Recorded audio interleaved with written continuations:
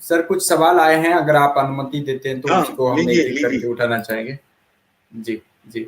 आपने जैसा कि अभी कहा कि गुजर और जाट, इसके बारे में एक सवाल आया है हरियाणा से, कि उनका कहना है कि क्या मराठा, जाट और गुर्जर इस प्रकार की जातियों के नाम पर आरक्षण की जो मांग हो रही है, तो क्या उससे सामाजिक एकता बनेगी, या फिर वो पूछ रहे कि क्लास क्लास जो रिजर्वेशन है उसको पूर्ण रूप से लागू करने की मांग होनी चाहिए। करमवीर सिंह पूछ रहे हैं हरियाणा से। जी, सामाजिक एकता नहीं बनाने के लिए जातियां बनाई, पहले इसको समझना चाहिए। जो हमारी एकता थी इस देश के ओरिजिनल इनहैबिटेंट्स करके, उसको तोड़ने के लिए जातियां बनाई, इस चीज को समझना चाहिए। तो जातियों को इकट्ठा करके जाति के आधार पर हम इकट्ठा होंगे, ये नहीं होगा। जो जो सवाल पूछा गया है कि भाई क्या ये जातियां इकट्ठा करने से ये काम, मतलब कास्ट कायम रखकर, कास्ट आइडेंटिटी कायम रख के सामाजिक एकता होगी क्या करके, ऐसा वो सवाल है। मुझे लगता है कास्ट आइडेंटिटी को कायम रख के सामाजिक एकता नहीं हो सकती, क्योंकि वो कॉन्शियसली बनाई गई वैसे। तो कास्ट आइडेंटिटी को खत्म करके ये हो सकती है। जो बाबा साहब का हम आंदोलन चला रहे, उन्होंने कहा कास्ट को खत्म करो, यही समस्या है हमारी। तो कास्ट को खत्म करने के लिए तो हमने मूल निवासी आइडेंटिटी पर काम कर रहे हैं तभी। जी मतलब जी आज जो जाट बोल रहे हैं, ब्राह्मण जिनको जाट बोल रहे हैं वो मूल निवासी, ब्राह्मण जिनको मराठा बोल रहे हैं वो मूल निवासी, ब्राह्मण जिनको गुजर बोल रहे हैं वो मूल निवासी। वो गुजर रहेंगे तो मराठा के साथ कैसे इकट्ठा रहेंगे? मराठा मराठा होगा, जब गुजर गुजर होगा। लेकिन अगर हम उनको सबको कि भाई आप यहाँ के ओरिजिनल इनहैबिटेंट्स, ये समझना बहुत जरूरी है, वो समझाना भी बहुत जरूरी। और अगर जी गुजर गुजर क्यों नहीं था? अरे आज अगर गुजर को पूछे कि भाई तू क्या बनना चाहता है, अगर तुझे कॉन्स्टिट्यूशन में आज लिबर्टी है और तेरे से पूछा जाता कि तू क्या बनना चाहता, वो गुजर नहीं बनता, और नहीं वो मराठा बनता, नहीं जाट बनता, वो बोलता मैं ब्राह्मण बनना चाहता। क्यों? क्योंकि ब्राह्मणों को समाज जीवन में मान्यता है, रिस्पेक्ट है, और कोई आदमी मतलब रिस्पेक्टफुल लाइफ भी जीना चाहता है, मतलब जो बदनामी का जीवन नहीं जीना चाहता है। तो इसलिए ये जो है कि भाई कास्ट कायम रख के उनका जो सोशल पोलराइजेशन होगा क्या, ये नहीं होगा।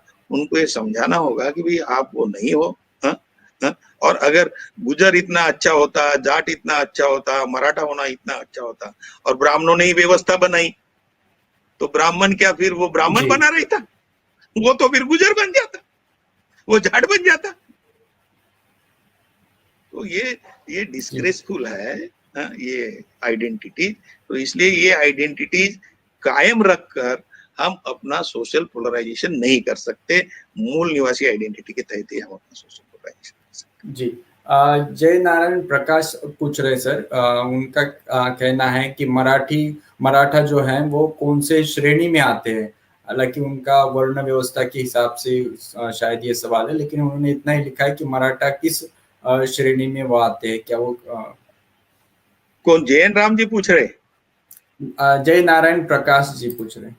अच्छा, जो भी पूछ रहे हैं, तो ये मैंने तो हाँ बता दिया, मेरा ख्याल है इसका जवाब दिया है। लेकिन वो स्पेसिफिकली पूछ रहे हैं, ये शूद्रा में आते हैं। ब्राह्मणों की जो आइडेंटिटी है, शूद्र अति शूद्रा भी हमारी आइडेंटिटी ने, उन्होंने हमें शूद्र बोला, उन्होंने हमें अति शूद्र बोला। तो मराठा जो है बेसिकली शूद्रा में आते हैं। इसलिए आप देखेंगे शिवाजी महाराज को उन्होंने शूद्र बोला, उन्होंने शाहू महाराज को शूद्र बोला, उन्होंने सयाजीराव गायकवाड़ महाराज को शूद्र बोला। और आज भी जैसे सालुंके सर का उस दिन मैं वीडियो देख रहा था, वो बोल रहे थे कि मैं टॉपर रहा हूं संस्कृत में, लेकिन जब नौकरी करने गया तो वहां नौकरी जहां लगी, वहां का जो बोलता है वो ब्राह्मण कि भाई आप यजुर्वेद नहीं पढ़ा सकते। तो बोले क्यों नहीं पढ़ा सकते?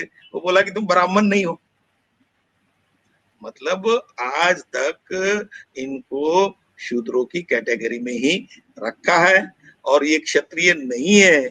ये भी उन्होंने ही अपनी किताब में लिखा कि गुलाम बनाने वालों का, गुलामों का धर्म एक नहीं होता। और स्पेशली एक अलग चैप्टर लिखा मतलब क्षत्रियों के ऊपर ये जो मराठा जो है ना, आज कुछ मराठा अपने को क्षत्रिय समझते हैं, तो उसके ऊपर चैप्टर लिखा है पूरा कि तुम्हारे बारे में क्या लिखा है मनुस्मृति में और धर्म ग्रंथों में क्या लिखा है, कि तुम्हारे बारे में ये लिखा है, और जब तुम्हारे बारे में ये लिखा है और तब भी अब बोल रहे कि वो अपना अपना धर्म है करके, तो बेसिकली वो शूद्र है, शूद्र कैटेगरी में है और मूल निवासी है यहाँ। जी। जो सामाजिक एकजुटता की बात हो रही है सर, मराठा आरक्षण के परिप्रेक्ष्य में ये पाया गया कि जो महाराष्ट्र में जो बहुत बड़ी रैलियां निकली मराठा आरक्षण के लिए, एक मराठा लाख मराठा, इस प्रकार से स्लोगन दिए गए, और दूसरी तरफ अदर बैकवर्ड क्लासेस के लीडर्स के में भी इसकी बहुत बड़ी प्रतिक्रिया हुई। तो कैसे आप देखेंगे, क्योंकि उनकी तरफ से ऐसे स्टेटमेंट आते हैं कि जो पूरी तरह से मराठा वर्ग का वो विरोध करते हुए दिखाई देते, और यहाँ से मराठा वर्ग की तरफ से भी अलग जाति भावना की बात दिखाई देती। तो सामाजिक एकता कैसे, एकजुटता को कैसे हम बना पाएंगे? सामाजिक एकता बनाने के लिए आपको उसका आंदोलन चलाना पड़ता है, ऐसे ही नहीं मतलब फूले साहब ने शूद्र और अति शूद्र को इकट्ठा किया जी, उन्होंने अपना आंदोलन चलाया, उनको समझाया, समझने के बाद वो समझे इस बात को। बाबा साहब ने भी उनको मतलब कास्ट हिंदूज को अलग किया, उनको समझाया। लेकिन आप इस स्थिति को भी तो समझिए कि जो जातियां कल तक बाबा साहब को अपना नेता नहीं मानते थे, उसमें ओबीसी की भी बहुत सारी जातियां नहीं मानती थी और मराठा भी नहीं मानते थे। लेकिन आज जो है कि बाबा साहब ने सही में हमारे हित में काम किया, ये बात समझ में आ रही पढ़े लिखे लोगों में। अब ये पढ़ा लिखा वर्ग किस अनुपात में उसका प्रचार प्रसार करता है, हमारे जैसे संगठन और जितने भी ओबीसी के और मराठाओं के जो संगठन है, इसको किस अनुपात में इम्बाइब करते हैं समाज जीवन के ऊपर, उस अनुपात में ये होगा सामाजिक। जो लोग मतलब संघर्ष की भावना ले रहे हैं इस मुद्दे पर, ओबीसी के लोग और मराठा लोग, ये जो है उनका इग्नोरेंस है। फुले साहब की भाषा में अगर समझाया जाए, ये सब उनका इग्नोरेंस की वजह से है, और वो अपने को जैसे मराठा जो है खुद को श्रेष्ठ समझने लगा, ब्राह्मणों के बाद हमारा नंबर आता है, लेकिन ब्राह्मण की लात खाने के लिए तैयार है। तो ये जो श्रेष्ठत्व की भावना जो है वो उसकी वजह से ये समस्या है। तो इसकी समझ निर्माण करने से ये होगा। और ओबीसी के लोग अगर ये मराठाओं के साथ इस ढंग का व्यवहार करते हैं, तो आप समझ लीजिए कि डायरेक्टली या इनडायरेक्टली हम मराठा को ऐसा कह के हम ब्राह्मणों के कैंप में भेज रहे हैं।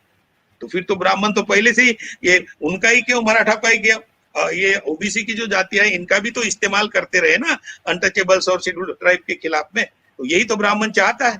तो ये इनडायरेक्टली ब्राह्मणों के हाथों में खेलने वाला कार्यक्रम होगा अगर हम आपस में लड़ते हैं। तो आप सोच सकते हैं कि आप अपने इंटरेस्ट के लिए लड़ रहे हैं, हम ओबीसी के इंटरेस्ट के लिए लड़ रहे हैं, मराठा बोल रहा है कि हम अपने अधिकारों के लिए लड़ रहे हैं, ये ऐसा कह सकते हैं। बट इनडायरेक्टली जो डिवाइड करने की और डिवीजन में उसमें डिवीजन की गैप और बढ़ा देने का जो काम है आपस में लड़ने से ये होगा। तो ये फुले साहब के और बाबा साहब के, शिवाजी महाराज के, शाहू महाराज की सोच के खिलाफ। ये जितना जल्दी अपना इग्नोरेंस दूर करेंगी ये ओबीसी की जातियां और सो कॉल्ड मराठा, उतना जल्दी मतलब मूल निवासी बहुजन समाज को प्रक्रिया को तेज करके इकट्ठा आके इस देश की शासन सत्ता में कायम होने का मामला आगे बढ़ेगा। तो उसको इस ढंग से सोचना चाहिए। जी, अश्विन कुमार डावरे जी हैं बीड़ से, वो पूछ रहे हैं कि अगर भविष्य में मान लीजिए कि मराठा जो वर्ग है उसको आरक्षण मिल गया, तो क्या ब्राह्मण जो आपने कहा कि बहुत ज्यादा पैमाने पर एडमिनिस्ट्रेशन में है, तो क्या उनका मतलब उनका लॉस हो जाएगा, ऐसा वो पूछ रहे, क्या उनको नुकसान हो जाएगा ब्राह्मणों को? या नहीं, देखिए वो तो उनको 50% में रिस्ट्रिक्ट कर रहे हैं ना। पूरी यंत्रणा जो स्टेट पावर है, मतलब सत्ता में जो है वो, और जुडिशियरी में जो लोग बैठे हैं उनके, वो 50% में रिस्ट्रिक्ट कर रहे हैं। और 50% में रिस्ट्रिक्ट करने अगर नहीं रहना है तो बिना आंदोलन किए आप 50% को एक्सीड नहीं कर सकते। क्योंकि उन्होंने जो इंदिरा साहनी के जजमेंट में किया है कि एक्सेप्शनल एंड एक्स्ट्राऑर्डिनरी सर्कमस्टेंसेस में मतलब 50% को एक्सीड किया जाता है सकता है, और एक्स्ट्राऑर्डिनरी सर्कमस्टेंसेस और एक्सेप्शनल सर्कमस्टेंसेस क्या है उसको भी उन्होंने डिफाइंड कर दिया।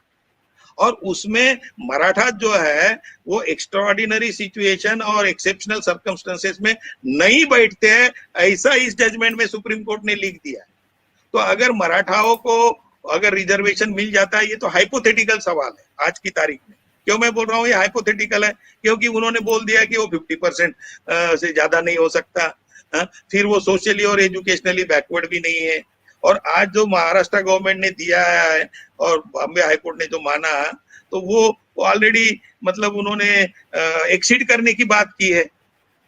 तो उन्होंने सुप्रीम कोर्ट ने तो रिस्ट्रिक्ट करके रखा है। अब ये सवाल उठता है कि अगर इनको मिल जाता है तो फिर ब्राह्मणों को परेशानी जरूर होगी। लेकिन हाइपोथेटिकल है ना, ये ऐसे नहीं मिलने वाला। अगर कल चल के ये जो मूल निवासी बहुजन समाज है इसके हाथ में अगर पावर आता है तो ये प्रोपोर्शनेट हो जाएगा। प्रोपोर्शनेट करना कोई गलत चीज नहीं है। प्रोपोर्शनेट करने से ही इक्वालिटी कायम हो सकती है आज की तारीख में।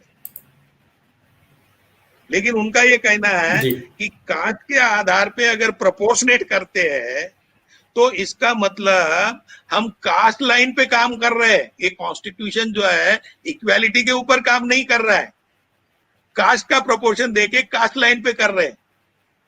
लेकिन आज वो क्या कर रहे हैं, कास्ट का आधार लेके ही तो रोक रहे हैं। तो इसलिए अगर मूल निवासी आइडेंटिटी के तहत हम इकट्ठा होते हैं और ब्राह्मणों को और जो सोकाल्ड अपर कास्ट जो बाबा साहब ने कहा उनको उनका दे देते हैं। हम नहीं चाहते कि उनको उनका शेयर नहीं मिले, उनको उनका शेयर मिलना चाहिए।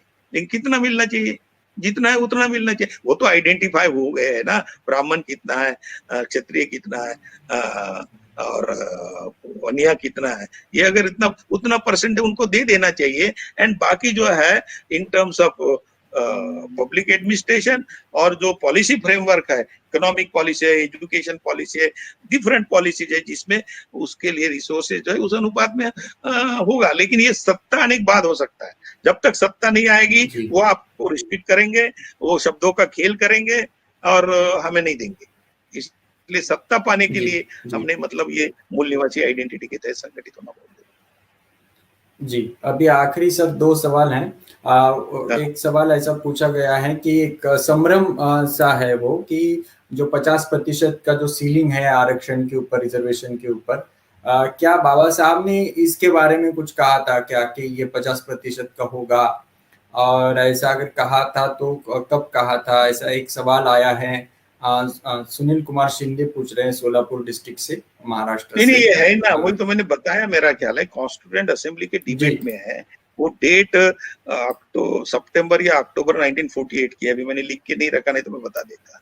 कॉन्स्टिट्यूएंट असेंबली के डिबेट में बाबा साहब ने ये कहा है, जब ये रिजर्वेशंस के मामले आए तो उसमें बाबा साहब ने ये कहा कि एक ही ऐसा वर्ग है समाज का, वो उसकी मोनोपोली है पब्लिक सर्विसेज में, in the services of the state. जो टर्मिनोलॉजी है कॉन्स्टिट्यूशन में वो है in the services of the state. तो उनकी जो मोनोपोली है, तो उससे जो इक्वालिटी का प्रिंसिपल है, equality of before law under article 14 जो लिखा है वो फुलफिल नहीं होता। और इसलिए जो दूसरा समाज का जो वर्ग है जिसमें backward classes, SC ST OBC सब है, इनका भी प्रतिनिधित्व होना चाहिए।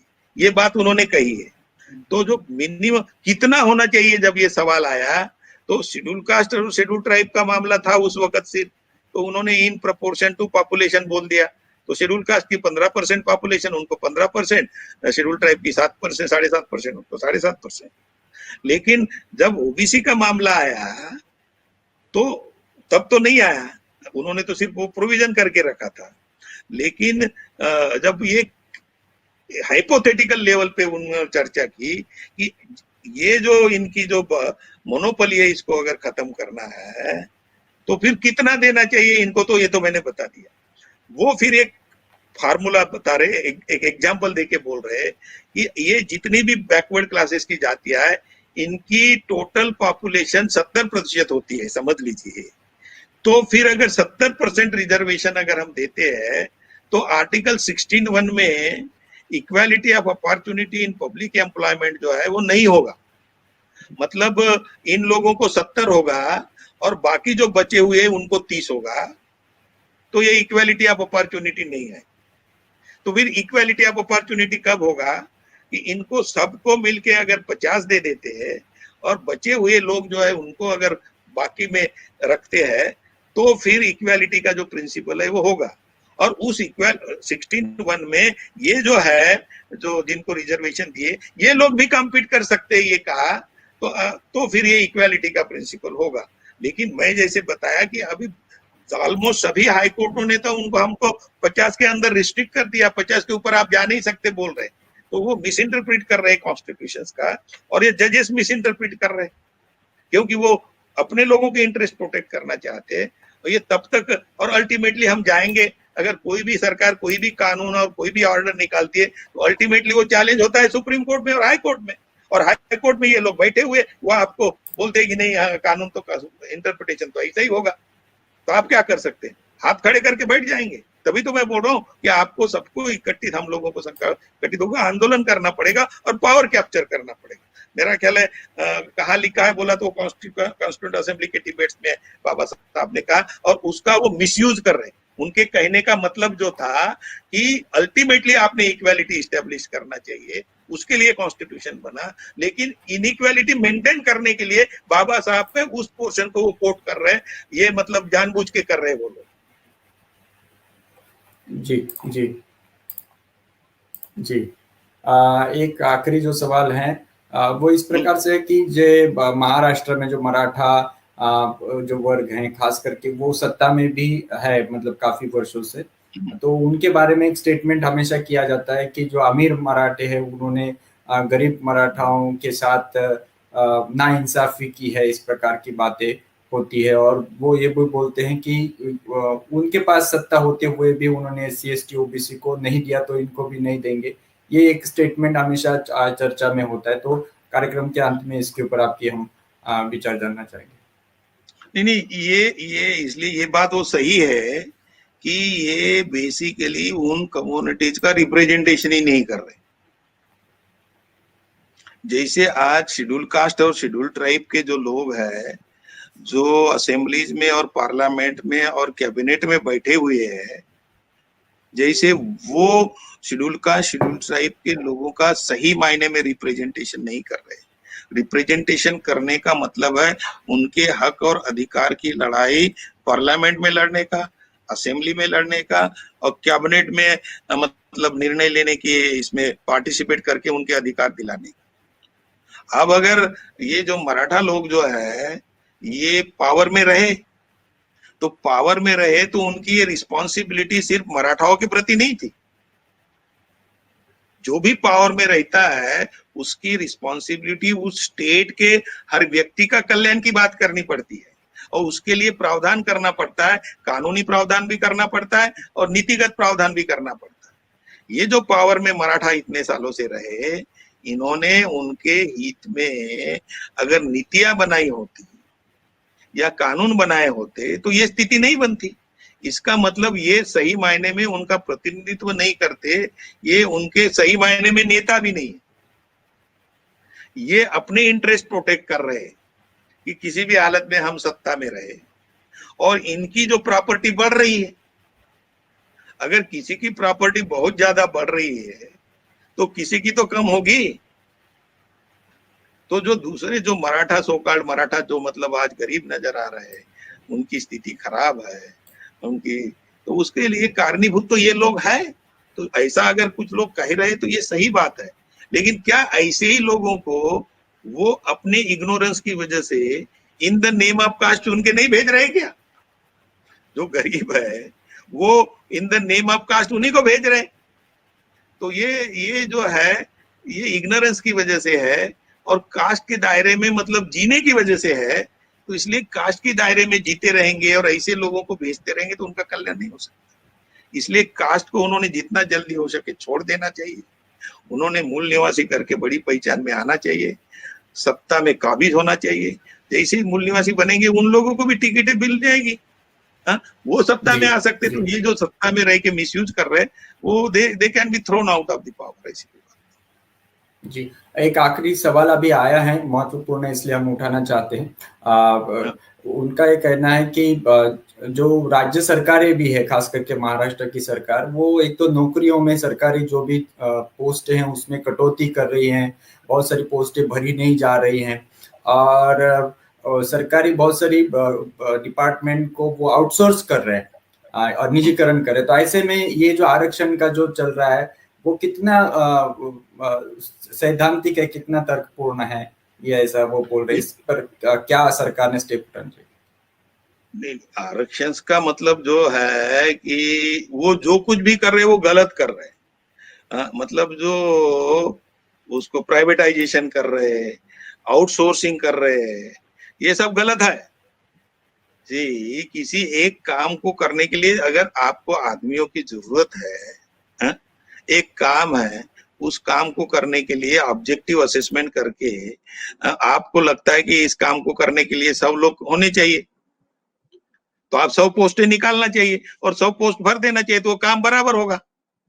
अगर आप 100 पोस्टें नहीं भरते और 60 भरते हैं तो काम होगा, लेकिन वो जितना ढंग से और अच्छी से होना चाहिए वो नहीं होगा। It is as simple as that. तो एक तो जो पहली तो पोस्टें पूरी भर देनी चाहिए, ऑब्जेक्टिव असेसमेंट करिए कि आपको सेक्रेटरी के कितने पद होने चाहिए और डिफरेंट लेवल के ऑफिसर्स के कितने पद होने चाहिए, उसका कैलकुलेशंस होता है, और वो कैलकुलेशंस के तहत आप उसमें उतने लोग भर देने चाहिए। एक तो ये आउटसोर्सिंग जो करने का मामला जो है, ये बेसिकली ये आप समझ लीजिए कि जो जनता को उनके जो अधिकार देना चाहिए, जिस अनुपात में देना चाहिए, उस अनुपात में नहीं देने की सोच है उसके पीछे। से फॉर एग्जाम्पल, अभी सरकारी नौकरियों में एक ड्राइवर अगर काम पे लगता है तो उसको 30 से 40 हजार रुपए सैलरी मिलती है। कहां से मिलेगी ये सैलरी? सरकार की तिजोरी से मिलेगी। अब अगर उसको आउटसोर्स करते हैं तो वो कॉन्ट्रैक्ट दे देते किसी को कि भाई हमें मतलब इतनी गाड़ियां चाहिए, ड्राइवर के साथ चाहिए, और उसको पता इतने हिसाब से आपको देंगे। तो उसमें जो है वो ड्राइवर को 10-15 हजार रुपया देता है। मतलब अगर सरकारी तिजोरी से अगर वो ड्राइवर सैलरी निकालता, वो ड्राइवर मार्केट में अवेलेबल है, मतलब आपके पास ड्राइवर की जगह है, ड्राइवर मार्केट में अवेलेबल है, अगर आप उसको देते लेते तो 40 हजार रुपया सैलरी लेता। तो आप जो है उसको आउटसोर्स कर देते हैं, और आउटसोर्स करके आप किसी को बोलते हैं कि भाई हमें इतनी गाड़ियां चाहिए, और उसको बोलते हैं कि भाई ठीक है हम तो वो ड्राइवर रखता है 15 हजार में रखता है। अब जब उसको 15 हजार में रखता है तो एक्सप्लॉयटेशन हो रहा है ना उसका। और आर्टिकल 23 में, या आर्टिकल 23 या 24 है कॉन्स्टिट्यूशन का, वो एक्सप्लॉइट नहीं कर सकती। तो प्राइवेट वाला एक्सप्लॉइट नहीं, सरकार एक्सप्लॉइट कर रही है। मतलब आप देखिए कॉन्स्टिट्यूशनल फ्रेमवर्क में कोई भी किसी का एक्सप्लॉयटेशन नहीं कर सकता है, ये जो बात कही गई है, तो जिनको सत्ता में वो खुद ही एक्सप्लॉइट कर रहे हैं। मतलब जिसको 40 हजार मिलना चाहिए था उसको एजेंट के माध्यम से 15 हजार दिला रहा है, और वो एजेंट मतलब ऐसे कई ड्राइवर का पैसा काट काट के बड़ा हो रहा है। तो ये अपने लोगों को इस ढंग से उनकी स्थिति ठीक करने के लिए, और मूल निवासी बहुजन समाज के लोगों की स्थिति, आर्थिक स्थिति खराब और करने के लिए ये सब काम चल रहा है। तो ये नीतियां ही जी गलत है, ये नीतियां गलत है जी जी। जी। संक्षिप्त में, एकदम संक्षिप्त में जरा आज के विषय पर आपका कंक्लूडिंग मैसेज चाहेंगे, और उस मैसेज के साथ कार्यक्रम समाप्त करेंगे जी। मेरा पॉइंट ये है कि महाराष्ट्र के संदर्भ में भी अगर बोला जाए तो ओबीसी और मराठाओं में, सोकाल्ड मराठाओं में जो तनाव पैदा करने की स्थिति दोनों तरफ से हो रही है वो ठीक नहीं है। मराठाओं की तरफ से आज की तारीख में नहीं है, क्योंकि वो इसके बारे में आगे क्या स्टैंड लेते हैं मुझे पता नहीं, लेकिन ओबीसी की तरफ से ये कोशिश की जा रही है कुछ लोग कि भाई मराठाओं को नहीं मिलना चाहिए। मराठाओं को मिलना चाहिए या नहीं को मिलना चाहिए, कॉन्स्टिट्यूशनल फ्रेमवर्क का मामला है, और कॉन्स्टिट्यूशनल फ्रेमवर्क में हमें रोकने की कोशिश हो रही है। तो इसलिए मुझे ऐसा लगता है कि ये इस रिजर्वेशन के इस ढंग के चक्कर में पड़ने के बजाय मतलब जो directive principles of state policy के तहत क्या बेनिफिट्स उसको दिए जा सकते हैं ताकि वो उनको उनकी सोशियो इकोनॉमिक कंडीशंस ठीक हो। और सर्विसेज का जो मामला है जैसे अभी बताया कि भाई आउटसोर्सिंग वगैरह कर रहे हैं तो उससे कुछ बहुत ज्यादा बेनिफिट नहीं मिलेगा लेकिन सिक्योरिटी मिलती है, एक सिक्योर्ड मनी घर में आता है। तो बेसिकली मेरा फाइनल मैसेज ये है कि आपस में तनाव नहीं बढ़ाना चाहिए। हम एक ही लोग हैं, हम कोई शूद्र नहीं है, कोई अति शूद्र नहीं है, कोई मराठा नहीं है, कोई जाति के नहीं है।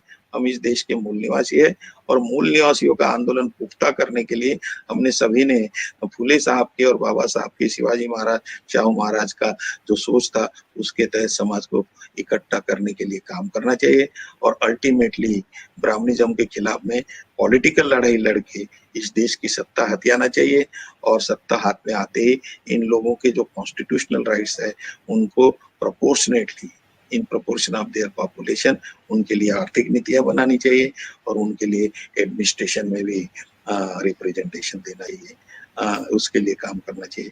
यही मेरा मैसेज रहेगा। जय भीम, जय मूल्य। जय भीम, जय मूल्य सर। बहुत बहुत धन्यवाद सर आज के जो एक महत्वपूर्ण विषय पर जिसके ऊपर हम काफी समय से आप संगठन की तरफ से आपकी तरफ से हम चाह रहे थे कि उसके ऊपर बातचीत हो और वो आज बातचीत हुई है। मराठा आरक्षण के फैसले का मूल्यवासी बहुजन समाज की एकजुटता पर प्रभाव, इस विषय पर हमारे दर्शकों को काफी सारी जानकारी मिली है। एक जो संभ्रम था वो संभ्रम भी इस आपकी चर्चा से मिट जाएगा या दूर होते जाएगा ऐसी आशा है। बहुत बहुत धन्यवाद। मैं दर्शकों की ओर से आपका पुनः एक बार आभार व्यक्त करना चाहूंगा और आपके अनुमति से इस कार्यक्रम को यहाँ पर हम समाप्त करना चाहेंगे।